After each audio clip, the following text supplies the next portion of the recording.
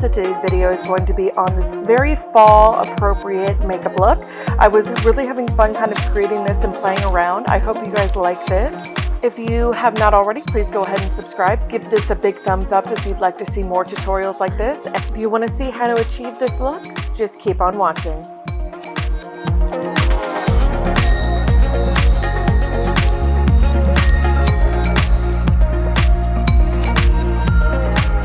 So first we're going to start off by prepping our face. It's all nice and clean and moisturized. So we're going to go in with First Base from NYX, and this is just going to be a spritz all over the face, making sure that it is nice and saturated.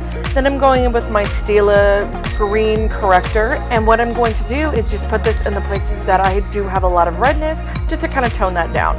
We're going in with foundation. This is Clinique Super Balance. I love this stuff. It's fantastic for oily skin.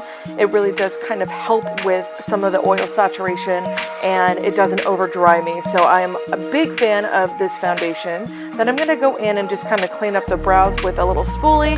This does help kind of control some of the flyaways and make sure that they're in the kind of shape I want before I go in and put on my actual brow gel and stuff.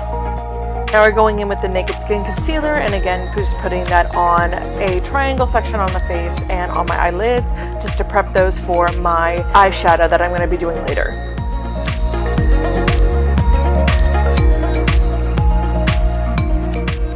Now we're going to bust out that Shade and Light palette, the old trusty Shade and Light palette. Love this thing. Of course, I've loved it to death, as you can see. I am going to mix the two colors on the far left-hand side. It's the yellow powder in the middle and more of a tan color on the outside. I like those two together. They give me just enough brightness without being overly yellow. Then I'm taking these two lighter colors just to bronze up the face and give myself some color. I'm really not contouring as much as I'm just trying to give myself a little bit more definition. Now I'm going to take this wax pen from e.l.f. and I'm just going to go ahead and go over my eyebrows that I put in place a little bit earlier with the spoolie, and just go ahead and settle those down so I can go through with my NYX micro pencil and my Stylist Brow Plumper and stencil out those brows. So you can tell I'm super excited right here because I get to open a brand new eye pencil. My other one totally is dead, and I will be adding that to a empties video coming this month.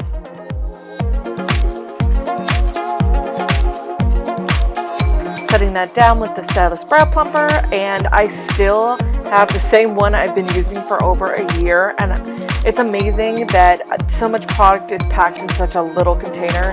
But yeah, I love it. So now we're going in with the Shade and Light palette again. This is just to warm up the crease, and I'm taking that middle color that I obviously have loved to death, and I'm putting this on a Smashbox number 10 brush and just buffing this into the crease as a transition color. There is no rhyme or reason or any kind of skill that goes into this. I'm just kind of chucking that in there just to give myself a nice space for what is to come.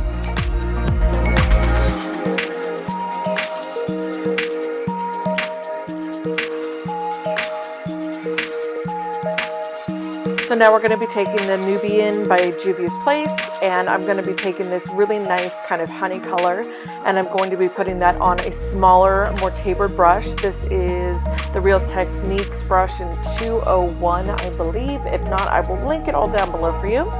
And I'm just going to be working this kind of lower on the crease. I just don't want to take it too high, and this is going to be kind of a building block for the next color.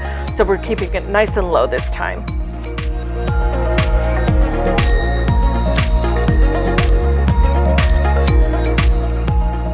Now we're going in with this nice kind of chocolatey brown color, and I'm focusing this on the outer corner of my eye. Then I'm going to be taking it to the inner corner, and again just keeping it nice and low. If it's on the lid, it's okay. I'm not doing any kind of crazy, precision here. It's more just to kind of give it some depth, give it some warmth, and just kind of, again, have building blocks. Going in with darker colors and not just going directly onto your eye with a dark color, because there's no way that you're going to be able to blend that out without it not being kind of patchy. So this is the way I like to do it, is build it from lighter to darker and just, again, blending every single time. So now I'm going in with the Smashbox number 10 brush with no additional product, just going in to blend any harsh lines, smoke out, you know, any bits that might have gone astray, and just making sure everything looks cohesive. So taking that darker color in the palette, and again just working on the outer corner and making sure that I keep it nice and low. I will be going in again with the Smashbox brush after I'm done with this and blending that out. It is really important to every time go in with a bigger, fluffier brush just to blend it out. You do not need additional product when you do this, but it does really help smoke everything out and give it a really beautiful look. So I'm taking that really beautiful cranberry color. It's got a kind of sheen to it, and this is a 242 from MAC. I love this brush. It deposits so much color and I can just pack it on.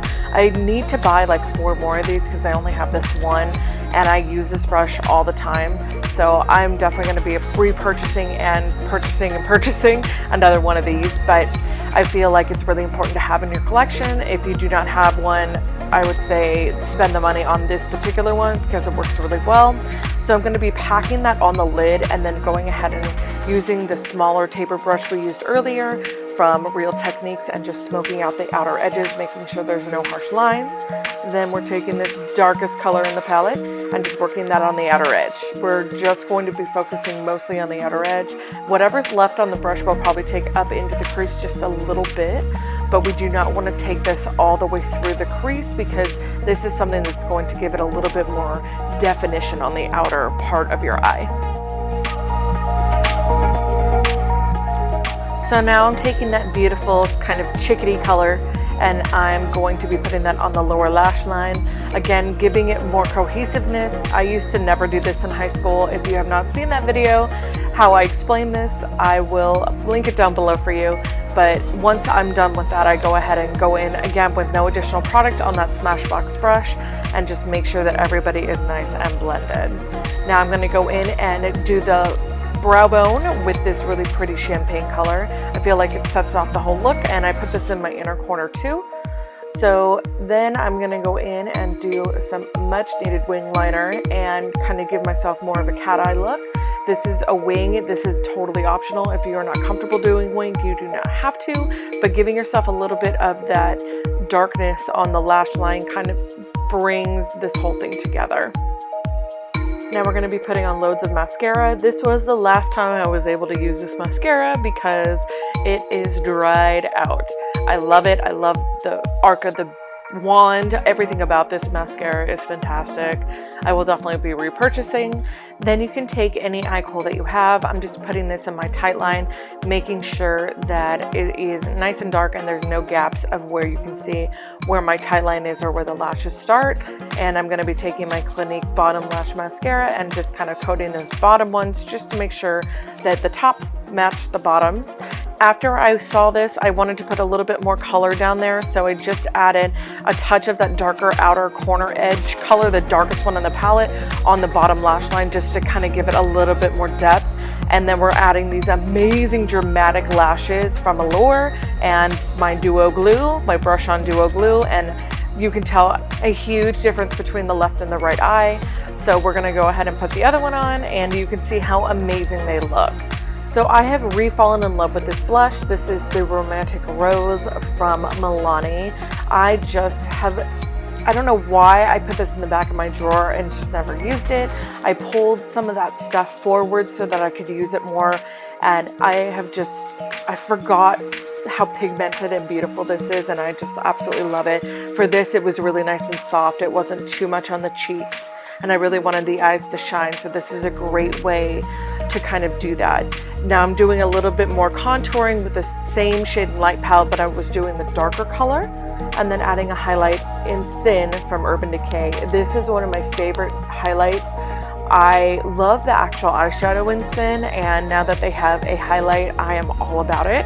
So I'm just going to go ahead and put that on the high points, as you guys already know, and it'll go on the brow arch, on the tip of the nose, the cupid's bow, and the chin.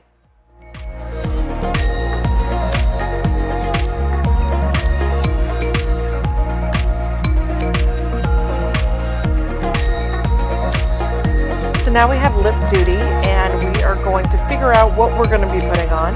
This is number 53 from True Lips. This is a Me Now product from eBay or AliExpress.